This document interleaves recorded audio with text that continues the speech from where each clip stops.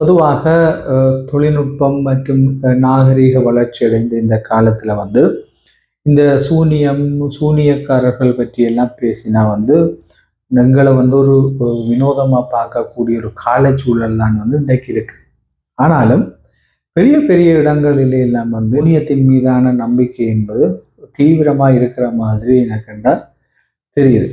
இப்ப விஷயம் என்னன்னு சொல்லி சொன்னா, ரஷ்ய நாட்டை சேர்ந்த அல்யோனா போலின் என்கின்ற 44 வயதான பெண் ஒருவர் ரஷ்யாவினுடைய போலீசாரினாலே கைது செய்யப்பட்டிருக்கின்றார். ரஷ்யாவிலே கைது செய்யப்பட்டிருக்கின்ற அந்த பெண் யார்? அந்த பெண்ணுக்கும் ரஷ்ய அரசாங்கத்திற்கும் இடையிலே இருக்கக்கூடிய தொடர்புகள் என்ன குற்றச்சாட்டின் அடிப்படையிலே அவர் கைது செய்யப்பட்டிருக்கின்றார் போன்ற சில முக்கியமான விடயங்களை இந்த பதிவிலே பார்க்க இருக்கின்றோம். நீங்கள் பார்த்து கொண்டிருப்பது ஜேசர் தமிழ் யூடியூபர். தொடர்ந்து முழுமையான வீடியோ பதிவுகளே போகும். நான் முன்னரே குறிப்பிட்டது போன்றுதான் இந்த நாகரிகம், தொழில்நுட்பம் எவ்வளவு வளர்ச்சி அடைந்திருந்தாலும் இந்த பழமையான நம்பிக்கைகள், குறிப்பாக சூனியம், செய்வினை சூனியம், சூனியக்காரர்கள் என்ற நம்பிக்கைகள் எல்லாம் இந்த உலகத்தில் ஏதோ ஒரு மூலையில் அல்லது ஏதோ ஒரு இடத்திலே இருந்து கொண்டுதான் இருக்கின்றது. சில சமயங்களிலே இந்த உலகத்தில் இருக்கின்ற மிக முக்கியமான இடங்களிலே அல்லது முக்கியமான நபர்களோடு தொடர்புடைய இடங்களிலே இவ்வாறான விடயங்கள் இருப்பது சற்று ஆச்சரியத்துக்குரிய ஒன்றாக இருக்கின்றது. ரஷ்யாவிலே அல்யோனா போலின் என்கின்ற 44 வயதான பெண் ஒருவர் கைது செய்யப்பட்டிருக்கின்றார்.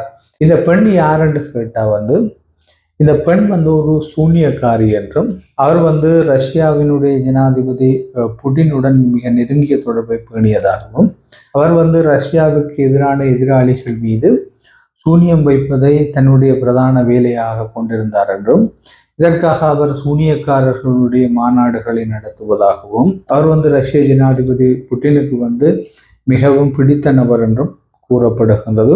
உண்மையிலேயே பிடித்த நபரா என்பது புட்டினுக்கு மட்டும்தான் தெரியும். ஆனால் அவ்வாறான கதைகள் கூறப்படுகின்றது.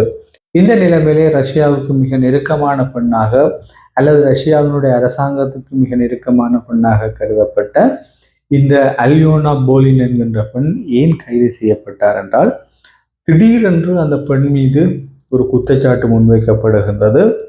அவர் மத நம்பிக்கைகளுக்கு எதிராக செயற்பட்டார் என்றும், இந்த மத நம்பிக்கைகளின் பேராலே அல்லது சூன்யம் போன்ற விடயங்களின் பேராலே அவர் தீவிரவாத நடவடிக்கைகளுக்கு ஒத்துழைப்பினை வழங்கினார் என்றும், அல்லது தீவிரவாத நடவடிக்கைகளோடு தொடர்புகளை பேணினார் என்றும் அவர் மீது குற்றச்சாட்டுகள் முன்வைக்கப்பட்டு அவர் கைது செய்யப்பட்டிருக்கின்றார். யாருடைய உத்தரவின் பேரில் என்றால், குறிப்பிட்ட அந்த சூனியக்கார பெண்ணை யாருக்கு மிகவும் பிடிக்கும் என்று கூறினார்களோ அவருடைய உத்தரவின் பேரிலேயே அந்த பெண் கைது செய்யப்பட்டிருக்கின்றார். அதாவது ரஷ்ய ஜனாதிபதி புடினுடைய உத்தரவின் பேரிலே குறிப்பிட்ட அந்த பெண் கைது செய்யப்பட்டிருக்கின்றார். இந்த பெண் தொடர்பாக பல்வேறு கதைகள் இருக்கின்றன. அவர் ரஷ்யாவுக்கு எதிரான நாடுகளுடைய தலைவர்களுக்கு சூனியம் வைத்தார், அதற்காக மிகப்பெரிய சூனியக்காரர்களுடைய மாநாடுகளை நடத்தினார், மந்திர தந்திர வேலைகளை பார்த்தார், ரஷ்யாவினுடைய படையெடுப்புகள் தொடர்பான சில முக்கியமான விடயங்களை, முக்கியமான நேரங்களை கணித்தார் போன்று பல்வேறு கதைகள் கூறப்படுகின்றன. ஆனால் இதனுடைய உண்மைத்தன்மை என்பது கேள்விக்குரிய. இந்த நிலைமையிலே ரஷ்யா அவர் மீது குற்றச்சாட்டை முன்வைத்து அவரை கைது செய்திருக்கக்கூடிய சூழலிலே உக்ரைனும் அவர் மீது குற்றச்சாட்டை முன்வைக்கின்றது. இது என்ன, ரஷ்யாவுக்கு பிடித்த ரஷ்யா ஜனாதிபதியோடு மிக நெருக்கமான ஒரு சூனியக்காரி என்று கூறப்படுகின்ற பெண் மீது உக்ரைன் எதற்காக குற்றச்சாட்டுகளை முன்வைக்க வேண்டும் என்ற கேள்வி இயல்பாக எழும். ஆனால் உக்ரைன் முன்வைக்கின்ற குற்றச்சாட்டு என்னவென்று சொன்னால், குறிப்பிட்ட பெண் உக்ரைனுடைய இராணுவ நடவடிக்கைகளை உளவு பார்த்ததாகவும், அவர் ஒரு சூனியக்காரி அல்ல என்றும், அவர் உக்ரைனுடைய இராணுவத்தில் இருக்கின்ற புலனாய்வு அமைப்புகளோடு மிக நெருங்கிய தொடர்புகளை கொண்டிருக்கக்கூடிய நபர், அந்த அமைப்புகளோடு இணைந்து செயற்படுகின்ற நபர் என்றும், அவர் உக்ரைனுடைய ஒவ்வொரு இராணுவ நடவடிக்கைகளையும் அல்லது உக்ரைனுடைய பாதுகாப்பு சம்பந்தமான விடயங்களையும் அவர் நோட்டமிட்டார், அதற்காகவே இந்த சூனியக்காரி வேஷத்தை அவர் தரித்திருந்தார் என்று குற்றஞ்சாட்டப்படுகின்றது. இந்த நிலைமையிலே உக்ரைன் ஒரு பக்கம் குற்றஞ்சாட்டுகின்றது, ரஷ்யா ஒரு பக்கம் குற்றஞ்சாட்டி அவரை கைது செய்திருக்கின்றது.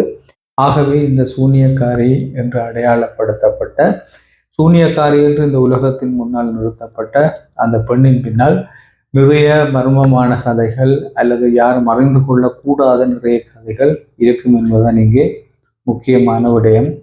இதான் இன்றைய பதிவுடைய பிரதான விடயம். நாளை மேலும் ஒரு வீடியோ பதிவு சந்திப்போம். நன்றி, வணக்கம்.